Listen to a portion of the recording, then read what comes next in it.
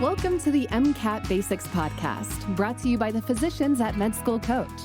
Each week, Sam Smith breaks down high-yield MCAT topics so you can score as high as possible on test day.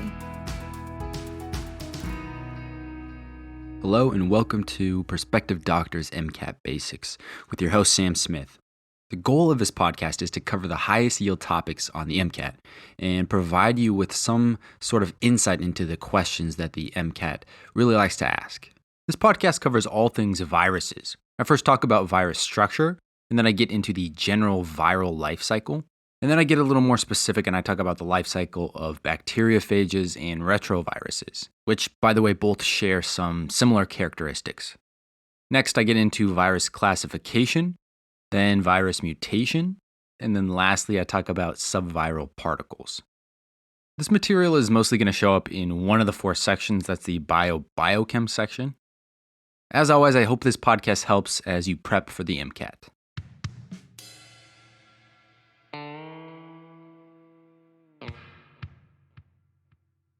So I want to start out by giving just the general definition of a virus.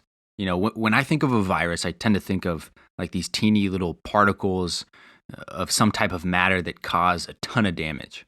Basically, these evil little things that you can't see but are pretty bad. The NIH defines a virus a little bit differently. They define it as a small collection of genetic code, either DNA or RNA, that is surrounded by a protein coat. Further, they say that viruses cannot replicate alone. Right? Viruses must infect cells, host cells, and use components of that cell to make copies of themselves. Often in this process, they end up killing the host cell, which is how they can cause so much damage to the host organism itself. So in short, viruses have two components: genetic code, which is DNA or RNA, and protein. Also, they are not living organisms themselves, but actually rely on living organisms to replicate. Okay, next, let's talk about virus structure. To some extent, virus structure depends upon the type of virus we're looking at, right? Are we looking at HIV? Are we looking at SARS? Are we looking at MERS? All of these viruses have slightly different structures, but all viruses share two specific characteristics. That's that they contain, number one, nucleic acid, and that's DNA or RNA. I talked a little bit about that. That's the genetic material that these viruses have. It encodes proteins. The second component that they have is a protective protein coat called the capsid, and this capsid surrounds the genetic material.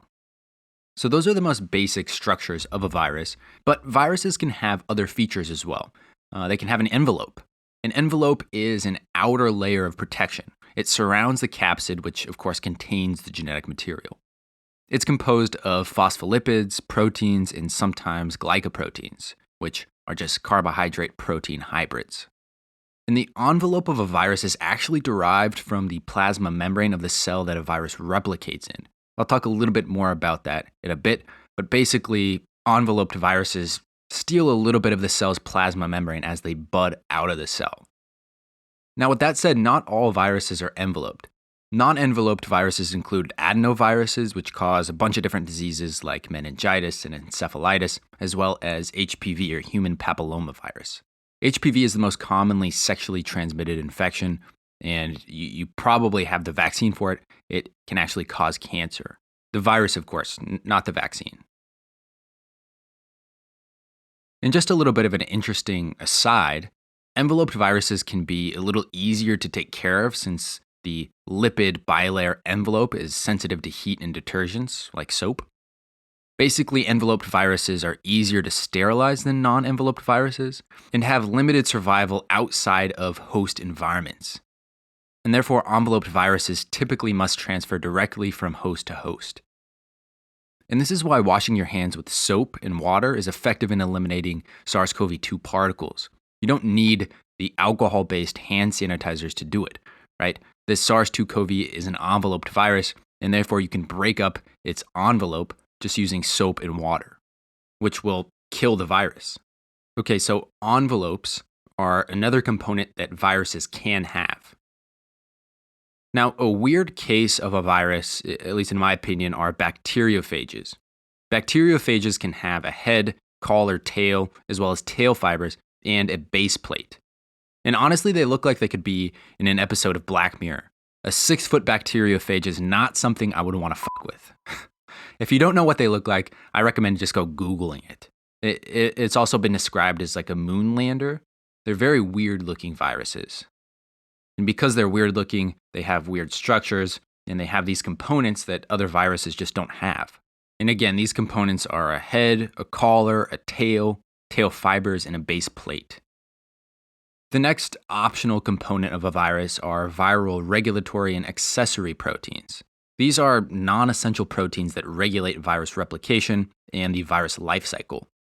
And these are proteins that are found somewhere inside the virus particle, whether that's just inside the envelope or inside the capsid of an enveloped virus. Of course, for a non-enveloped virus, these accessory or regulatory proteins must be found inside the capsid.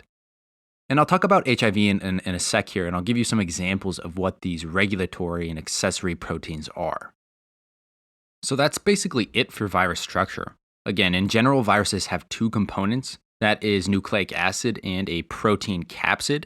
And then there are a few other components that they can have, but don't necessarily have to have. That is a viral envelope. And then I mentioned a bunch of different structures for bacteriophages. And then, of course, these viral, regulatory, or accessory proteins. I also want to say that in terms of their size, viruses are way, way smaller than eukaryotic cells and bacterial cells. According to the cell size and scale resource provided by the University of Utah, which, by the way, you should check out, it kind of helps visualize the size scale of different biological molecules. It's pretty cool. But according to it, a virus particle is about 200 times smaller than a bacterial cell and about 2,000 times smaller than a eukaryotic cell. Let me give you a little analogy just to put this in perspective. So comparing a virus to a bacteria in size would be like comparing me to 2 full-size basketball courts. And when we talk about comparing a virus to a eukaryotic cell, that would be like comparing me to 1.5 football fields. And this is all to say that viruses are just really, really small little things that can go in and infect eukaryotic cells and bacterial cells. All right, before I move on to the viral life cycle, I want to summarize this all by talking about the structure of one of the most difficult, notorious viruses, that's human immunodeficiency virus, or HIV. HIV is a retrovirus, which I'll talk a little bit more about retroviruses in the next segment. And HIV has been in the United States since somewhere around the late 70s, early 80s, and there's still not a vaccine, nor is there any vaccine on the horizon. PrEP, which is an HIV prophylaxis, is really the closest thing that we have to an HIV vaccine. And I'll talk a little bit about why it's so hard to create an HIV vaccine in a sec. But anyways, let's talk about the structure of HIV. So an HIV viral particle is spherical in shape, and HIV is an enveloped virus. So the first structure that I would see as I come upon this virus is its envelope. And further, I'd see some structures that are actually protruding from the surface of this envelope. These structures would be glycoproteins, which are just protein-carbohydrate hybrids. And these glycoproteins are called GP120 and GP41, which stands for glycoprotein 120 and glycoprotein 41. And what these glycoproteins do for the virus is they mediate its attachment and entry into host cells. And of course, these glycoproteins sit in the envelope of HIV, which again is mostly made up of phospholipids. Now, let's say that I crack open this HIV virus particle like a hazelnut. I'd see one main structure, and that would be the capsid. If I were to then crack open the capsid, I'd see a bunch more things. I'd see first the RNA genome of HIV. Then I'd see proteins that are actually bound to this RNA. And this protein is called nucleocapsid, which is an important protein for viral replication. And then I'd see a bunch of other proteins floating around in the capsid. I'd see reverse transcriptase, and that functions to actually turn this RNA genome into a DNA genome. I'd see integrase. Integrase helps integrate the DNA from this RNA genome into the host cell.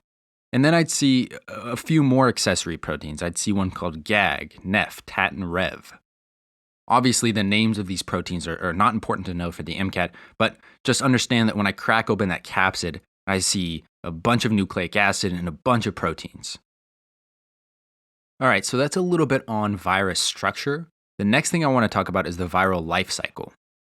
At Med School Coach, we know that getting into medical school is hard. In fact, 60% of pre-meds who apply to a medical school don't even get accepted. And if you want to get accepted into a top medical school, it's even harder.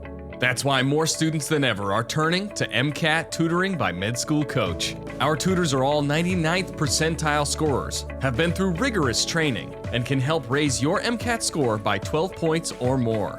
You need every competitive advantage you can get to get into med school, so why not get one-on-one tutoring from Med School Coach?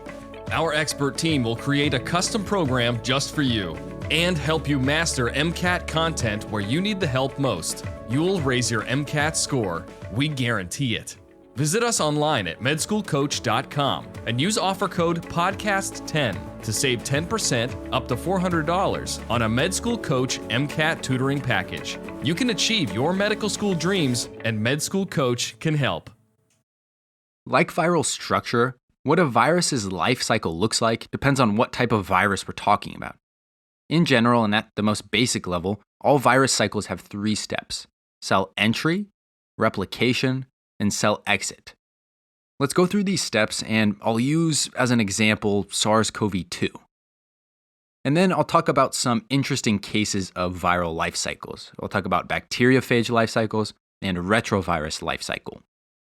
Okay, so before I jump in, I want you to have this all organized in your head. So again, there are 3 steps of viral life cycle, that being cell entry, replication, and cell exit. And each of these steps is further broken down.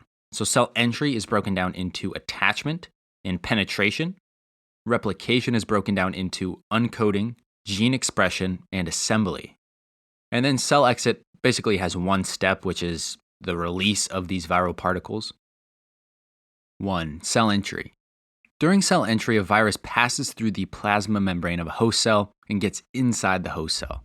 And again, this has 2 steps, attachment and penetration. Let's talk about these steps for SARS-CoV-2. So in attachment, the spike protein of SARS-CoV-2, which is just a protein found in the envelope of SARS-CoV-2, is what mediates cell attachment. And this spike protein has 2 domains, S1 and S2. And they both play different roles in this attachment process. As the virus floats by a cell, the S1 region of the spike protein mediates its binding to receptors on the surface of host cells. And the receptor for SARS-CoV-2 is called ACE2, or angiotensin converting enzyme 2. And this receptor is expressed by cells all over the body. So that's attachment. Once the virus has attached to a cell, serine proteases on the surface of the cell cleave the S1 subunit from the S2 subunit on the spike protein. This then allows the S2 domain of the S protein to do its job, which it induces fusion between the viral envelope and the cellular membrane. Once this fusion process occurs, the contents of the viral particle, again we're talking about SARS-CoV-2, is emptied into the cell. The next step in this process is replication. At this point, a virus hijacks the cell's protein machinery to make more copies of itself. And again, there are 3 steps here: uncoding, gene expression, and assembly. For SARS-CoV-2, uncoding is a stepwise process in which the SARS-CoV-2 genome is released from the capsid into the host cell. Now, with that said, SARS viruses have an RNA genome, so this RNA is then released into the host cell. At this point, virus gene expression can occur. Basically, this RNA genome is converted into real proteins, and real viral proteins. Now, SARS, as I said, are RNA viruses, but further, they're positive strand or positive sense RNA viruses. These are the type of viruses that can be directly translated into protein. Basically, the viral genome acts just like mRNA. So in this step of the process, ribosomes take this RNA and translate it into viral proteins. The RNA genome of SARS-CoV-2 encodes 12 proteins, some of which are structural proteins like the S protein, and some of which are accessory proteins that assist in this translation process. Okay, so that is gene expression. The next step is assembly. This is where mature SARS-CoV-2 particles are formed. So in this step, structural proteins and viral RNA come together to form the capsid structure. And this is actually a spontaneous process, which to me sounds a little bit like dark magic. However, it's not quite that. This comes from a review called The Mechanisms of Viral Assembly by Perlmutter and Hagen. Quote, in many cases, assembly is primarily driven by hydrophobic interactions, attenuated by electrostatics, with directional specificity imposed by electrostatic, van der Waals, and hydrogen bonding interactions. End quote. In other words, all these different interactions I just described, hydrophobic, electrostatics, van der Waals, these are all the forces that kind of pull together and hold together the RNA genome and the capsid. So at this point, what do we have? We have these SARS-CoV-2 particles, but of course, they're only capsid surrounding an RNA genome. As I've said, the SARS-CoV-2 virus is enveloped, and the enveloping process comes at the next step, cell exit. So at this step, assembled virus particles exit the cell and go on to infect other cells. And again, I hope you're thinking to yourself, okay, what about the envelope of this virus? So essentially, this is what happens.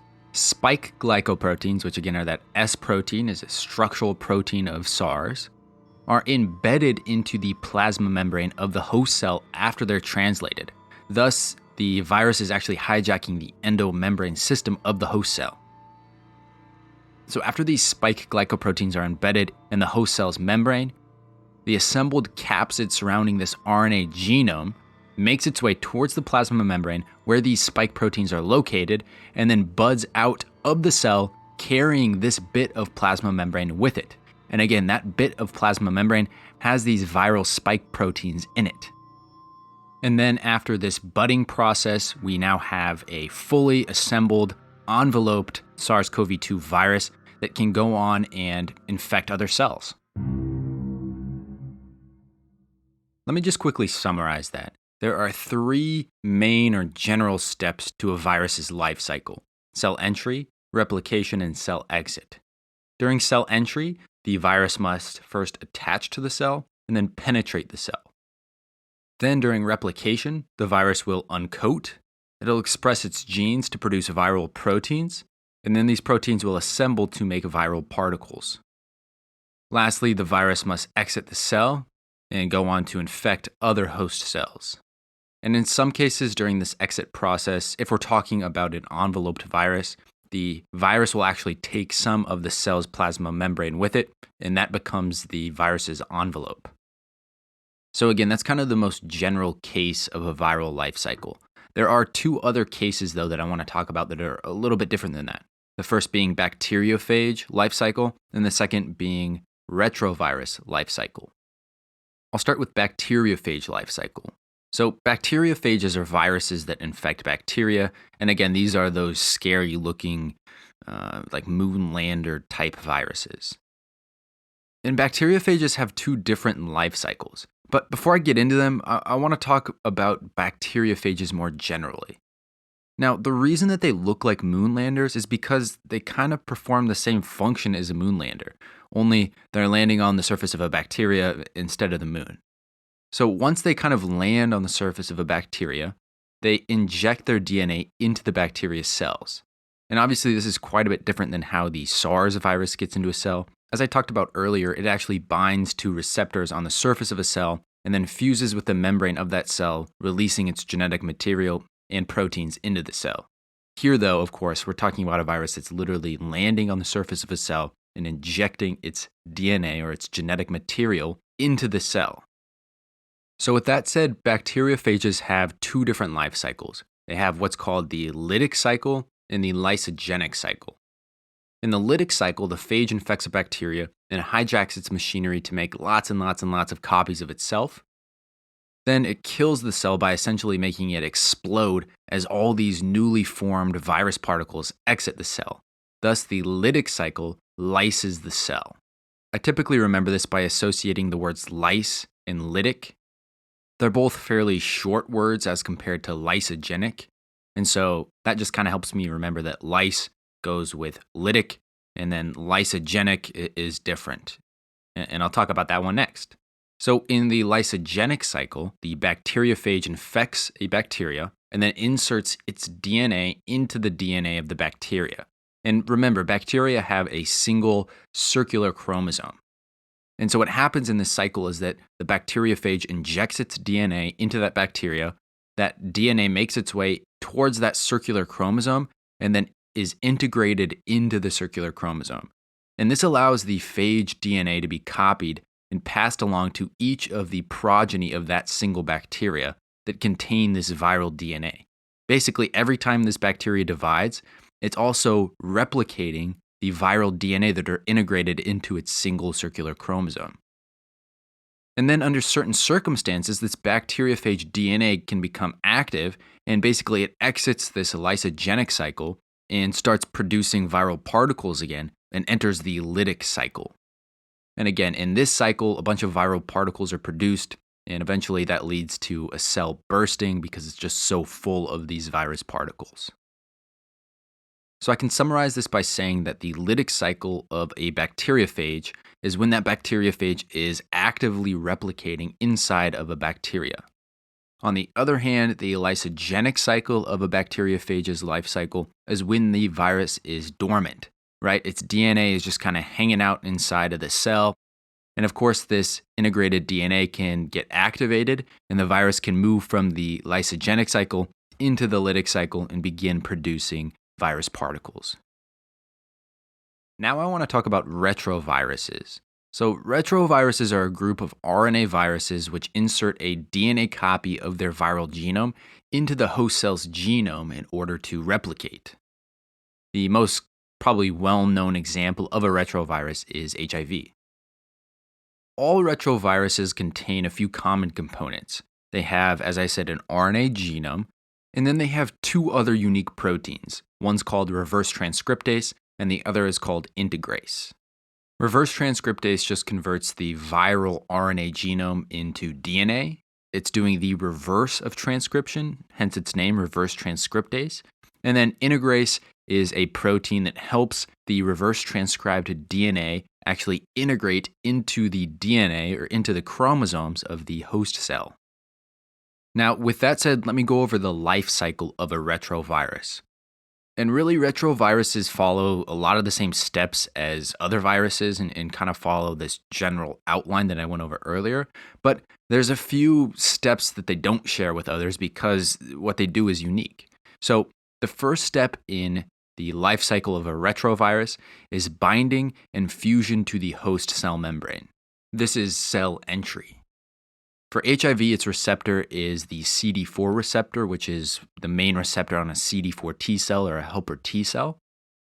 Once this occurs, the second step of the life cycle is reverse transcription. In this step, the reverse transcriptase protein that comes with the virus converts the RNA genome into DNA. The third step in a retrovirus's life cycle is integration. At this point, DNA is integrated into the host cell chromosomes. Now, for as long as that host cell lives, this viral DNA will be part of the cell. Further, when this cell replicates and splits into daughter cells, this viral DNA will be copied and included in the chromosomes of those daughter cells. And one other thing I'll mention here is that the viral DNA that's integrated into the host genome is called proviral DNA.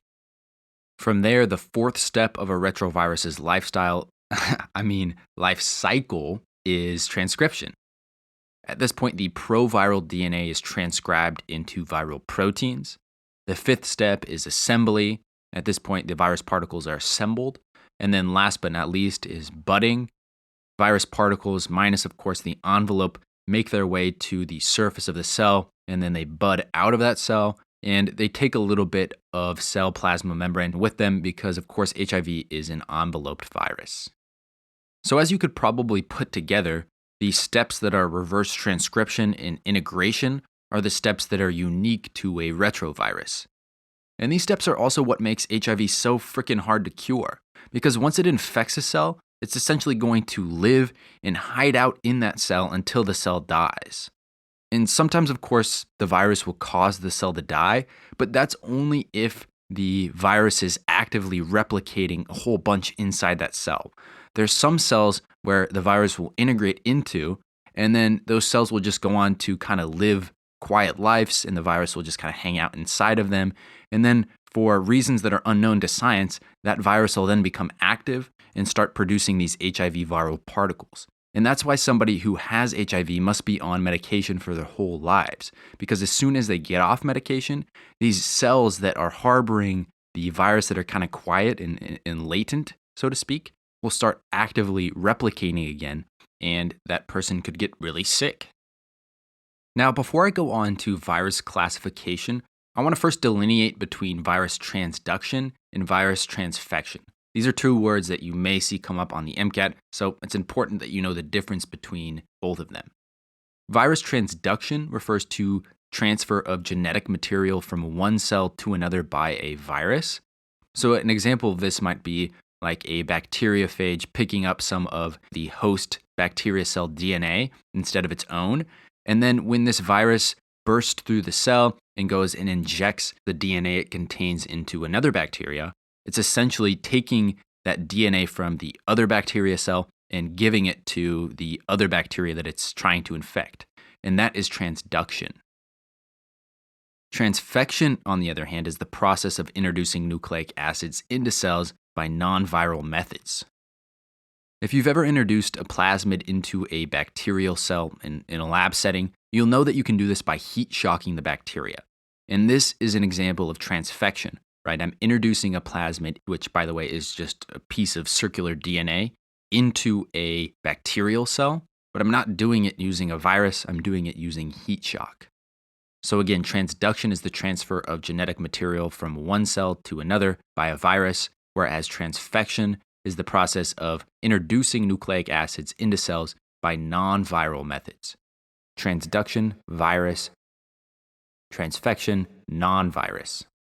At Med School Coach, we know that getting into medical school is hard. In fact, 60% of pre-meds who apply to medical school don't even get accepted. And if you want to get accepted into a top medical school, it's even harder. It's a complicated process, and even students with great grades and MCAT scores get left out. That's why more students than ever are turning to Med School Coach for admissions advising. Our advisors are all physicians and former admissions committee members, so they know exactly what medical schools are looking for. One-on-one admissions advising from Med School Coach makes all the difference. Our expert team will help you develop a game plan, prepare your application, edit your essays, and coach you for interviews. Every pre-med has a story, and we'll help you tell it so you can stand out from the crowd. Visit us online at medschoolcoach.com and use offer code PODCAST10 to save 10% up to $400 on a Med School Coach admissions advising package. You can achieve your medical school dreams, and Med School Coach can help. The next thing I want to talk about here is virus classification. So there's a ton of different ways that viruses can be classified, but I think the system that is most important to know for the MCAT is called the Baltimore system, and it classifies viruses based upon their nucleic acid. And it's actually named after a Caltech professor and researcher named David Baltimore. And I thought that maybe the system was established sometime in like the 1600s by Lord Baltimore, who was one of the first governors of Maryland, or I guess was the very first governor of Maryland. But obviously it's a much more recent classification system, especially considering they had no idea what a virus was back then. But anyways, let me jump into this classification system. According to the system, there are 7 different types of viruses, and this all has to do with the genetic material that these viruses contain. They are 1. Double-stranded DNA viruses, 2. Single-stranded DNA viruses, 3. Double-stranded reverse transcriptase viruses, 4. Double-stranded RNA viruses, single-stranded RNA viruses, and those can either be 5, positive sense, or 6, negative sense, 7. And then single-stranded RNA reverse transcriptase viruses. Double-stranded DNA viruses include things like adenovirus and herpes virus, and these viruses must be transcribed to RNA and then translated into protein in order to produce mature virions. Likewise, single-stranded DNA viruses must be transcribed to RNA and then translated into protein to produce virus particles. Now, double-stranded DNA reverse transcriptase viruses, like hepatitis B, for example, are hella weird. So this is what they do. Their DNA genome is first transcribed to RNA and then reverse transcribed back into DNA, at which point it is then transcribed and translated into viral proteins. So they do this weird thing where they go to RNA, then back to DNA, and then can make viral proteins. And in my opinion, because of this, they are the weirdest type of virus. And again, hepatitis B is an example of a double-stranded reverse transcriptase virus. The next type of genome that a virus can have is a double-stranded RNA genome. And in this case, the double-stranded RNA must be first converted into positive sense single-stranded RNA, and then at that point it can be directly transcribed to produce viral proteins. Next is single-stranded RNA viruses, and there are two types of single-stranded RNA viruses. There are positive sense single-stranded RNA viruses, just called sense RNA viruses, and then there are negative sense or antisense single-stranded RNA viruses. The main difference here is that for single-stranded positive sense RNA viruses like coronavirus, their genomes can be directly translated to make protein. Basically, their genomes act like normal mRNA. On the other hand, antisense single-stranded RNA viruses like influenza have a genome that must first be converted into positive sense single-stranded RNA before it can be translated into viral proteins. In other words, for negative sense or antisense single-stranded RNA viruses, there is this intermediate step where you take that antisense RNA and convert it into positive sense RNA or sense RNA that then can be translated into viral proteins. Next and last are single-stranded RNA reverse transcriptase viruses, and this includes retroviruses that I talked about earlier, like HIV. And in order to replicate, what they have to do is they have to first reverse transcribe their RNA genome into DNA and then integrate their DNA into the host genome. And then from there, those viral proteins can be expressed by all the normal machinery of the host cell. For the MCAT, what I'd focus on knowing is kind of four of these, which are the single-stranded and double-stranded DNA, and then the positive sense single-stranded RNA and the negative sense single-stranded RNA. And what I'd really focus on knowing is the general process by which these genomes are converted into viral proteins, kind of exactly what I explained. Because, for example, the MCAT might say something like, virus XYZ enters into a cell and its genome is immediately translated into protein with no intermediate steps. Then it might ask, what type of virus is this? And of course, you would need to recognize that this is a positive sense single-stranded RNA virus since it's directly transcribed into protein in the host cell. Okay, the last two things I want to talk about in this podcast are viral mutation and subviral particles, and I'll go through these relatively fast.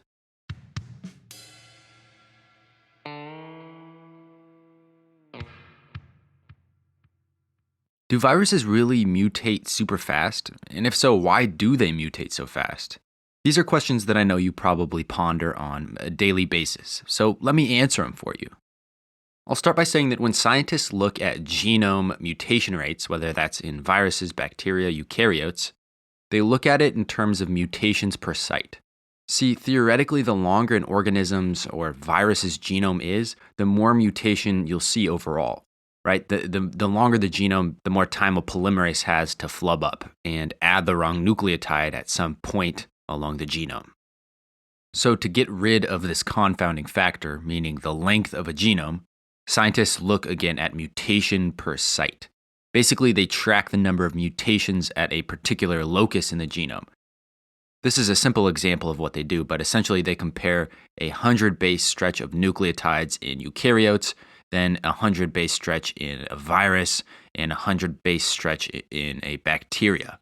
And from there, they can get a better idea of the relative rate of mutation of that organism or virus. And this type of experiment, of course, has been done, and in a review paper called Viral Mutation Rates in the Journal of Virology by Belshaw and Associates, they reported that mutation rates for organisms and viruses looks like the following. RNA viruses have the highest mutation rate, and their mutation rate is quite a bit higher than DNA viruses, which is the next highest mutation rate. Then come bacteria, and then last are eukaryotes with the lowest mutation rate per site. So again, in decreasing mutation rate, it goes RNA viruses, DNA viruses, bacteria, eukaryotes. And just to give you a sense of scale, RNA viruses' mutation rate is about 10 million times greater than a eukaryotic cell. So that's honestly kind of wild. 10 million times greater. I'm sure that if our cells mutated that quickly, we'd be dead pretty fast. And honestly, I bet that high of a mutation rate would be lethal for a growing embryo. Anyways, what I want to talk about now, and probably what you're wondering, is why do viruses, especially RNA viruses, mutate this much? To answer this question, I'm referencing a paper in PLOS ONE called, quote, "Why are RNA virus mutation rates so damn high?" And it was written by Dr. Duffy. So the first thing you got to understand here is that DNA viruses replicate their DNA using DNA polymerase. And that is the same way that eukaryotic cells replicate their DNA. DNA polymerase has the ability to actually go back and check on its work. It has exonuclease activity. It can remove and replace bases that are errors. You know, if it was supposed to put an A and it accidentally put a G, it can be like, shit, and go back in and take out that G and replace it with an A. As a result, DNA polymerase is high fidelity. It doesn't mess up very much. On the other hand, RNA viruses replicate their RNA via RNA polymerase. This RNA polymerase must be encoded by the virus because host RNA polymerases function to convert DNA to mRNA. It's not going to replicate RNA like the virus wants it to do. As a result, this RNA polymerase is a lot lower fidelity. It doesn't have that exonuclease activity. It can't go back and check on its work to make sure that it got it right. And therefore, it messes up a lot more than the DNA polymerase does. So that's kind of the main reason why RNA viruses mutate so damn fast. The RNA polymerase that replicates their RNA genome just has much lower fidelity. It messes up a lot more and incorporates these wrong bases, leading to more mutation. Now, with that said, mutation actually can be helpful for viruses in some ways. It allows them to respond quickly to selection pressures. A great example of this is HIV. So one of the treatments that's been suggested for HIV that is more of a long-term, once-a-month injection would be antibody therapy. Basically, you infuse antibodies that bind to HIV and help the immune system clear it. And these antibodies circulate in the blood at good levels for about a month at a time. So in theory, you could give injections of antibodies to an HIV patient once a month, and they wouldn't have to take their daily regimen of antiretroviral pills that they do. However, what scientists have noticed is that this type of treatment, antibody therapy, controls the HIV infection for a while, like maybe a few weeks or even a month, but then the virus will actually reemerge. And by sequencing, what they can see is that the virus mutated at a single point or a series of points that allowed the virus to escape the antibody. So the part of the virus's genome that codes for whatever protein that the antibody was binding to mutated in a way that now the antibody wouldn't work against the virus. And it's not like HIV knows, that, hey, I got to mutate right here to escape this therapy. Mutations happen randomly, right? And there's millions and millions of copies of this virus floating around the body. And so you get some mutation that randomly happens in one of the copies of this virus floating around the body. And now this protein on the surface of the virus that the antibody binds to looks a little bit different. And that allows this form of the virus, the mutated form, to reproduce at a greater rate than the other virus that the antibody works against. And so over time, what you see happen is that the whole population of virus in this HIV patient becomes the type that evades the antibody. And eventually this leads to the antibody basically doing nothing because now all the virus in the body is of this one type that the antibody just doesn't work against. And so you can see then that the high mutation rate of an RNA virus, and again, HIV is an RNA virus, is somewhat helpful. If there is some selection pressure like an antibody, that virus can respond very quickly to that selection pressure and evade a therapy or even evade the body's immune system. Viruses can also mutate to become more or less virulent or more or less harmful. Take, for example, the 1918 influenza pandemic, also called the Spanish flu. And by the way, it actually came from Kansas, most likely, so the term Spanish flu isn't quite right. And the reason, historically speaking, why it's called Spanish flu is because in 1918, we were in the war, World War I. And at that time, the U.S., along with its allies and people who were fighting against us in the war, didn't want to really talk about, their soldiers getting sick and getting sick with flu. However, my understanding is that Spain was not involved in the war, and so they kind of freely talked about their people getting the flu, and that was headlines in the newspapers and so on. And so people began to associate the flu with being Spanish because they're the only ones even talking about it. Anyways, what happened in this 1918 influenza pandemic was that there was a first wave of influenza, and by the way, influenza is an RNA virus, and the first wave was kind of bad. People died and it was bad. But then a second wave came, and really what happened was the virus mutated a little bit to become more virulent, and that second wave was way, way, way worse in terms of deaths than the first wave. And again, this is because that virus mutated. So the takeaway message here is that yes, viruses mutate more than bacteria and eukaryotes, and moreover, RNA viruses mutate faster than DNA viruses. And this has to do with the fact that RNA polymerase has a lower fidelity than DNA polymerase. Okay, so the last thing I want to talk about in this podcast are subviral particles. And there are two types of subviral particles that I want to talk about: viriyoids and prions. So in general, subviral particles are entities that are simpler than viruses that can cause disease. And what's simpler than a virus, you ask? Well, viruses are made up of genetic material and proteins. So take those two apart. What are we left with? Genetic material on its own and proteins on its own. And that's what viriyoids and prions are made out of. Viriyoids are RNA-only infectious agents. This is RNA that is typically between 250 and about 500 nucleotides long, and it's RNA that's infectious. These are only found in plants. Prions, on the other hand, are protein-only infectious agents. They're misfolded proteins with the ability to transmit their misfolded shape onto normal or wild-type proteins of the same type. Basically, they're proteins that are a bad influence on other proteins. And to me, this works a little bit like crystallization.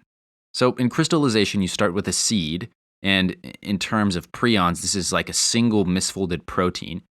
And then this seed triggers other proteins to misfold, like a single crystal seed starts a cascade of crystallization. And in this process, more and more and more proteins misfold, and aggregates form in a cell, and this will eventually lead to cell death.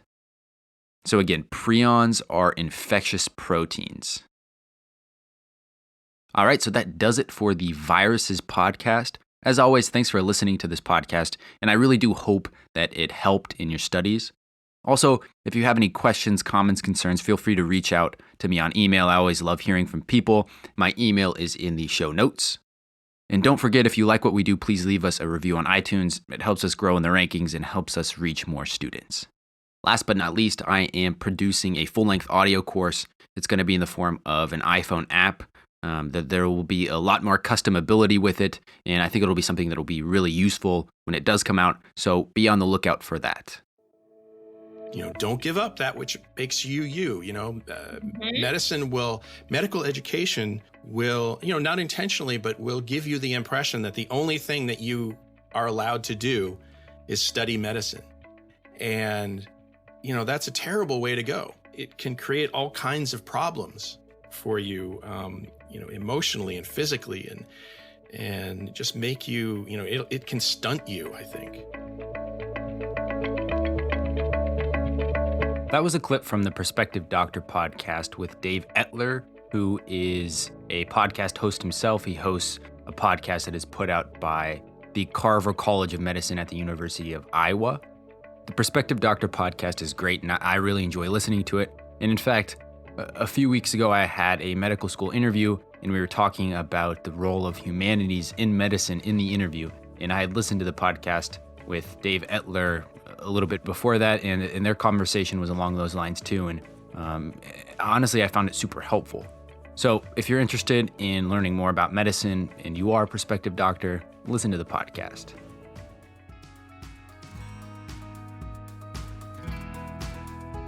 Each episode of MCAT Basics is brought to you by Med School Coach. To access Med School Coach services, including MCAT tutoring and medical school admissions advising, visit our website at medschoolcoach.com. Good luck as you prepare for the MCAT, and we hope you tune in again next time.